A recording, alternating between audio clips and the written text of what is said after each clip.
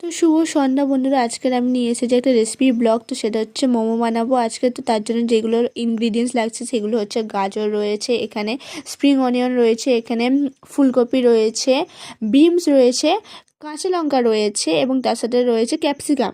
তার সাথে আরও যেসব জিনিস লাগছে সেটা হচ্ছে পেঁয়াজ কুচি, ধনেপাতা এবং লেবু। তো প্রথমে আমরা সস তৈরি করবো, তার জন্য আমরা টমেটো এবং শুকনো লঙ্কাটাকে সেদ্ধ করে নিচ্ছিলাম। তো সেদ্ধ করার পর ঠিক এইরকম দেখতে হয়ে গিয়েছিলো, তো সেটাকে পেস্ট করা হবে মিক্সিতে।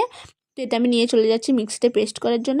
তো ততক্ষণে মা মাংস সেদ্ধ করা মাংসগুলিকে ভালো করে ছোটো ছোটো করে ছাড়িয়ে নিচ্ছিল।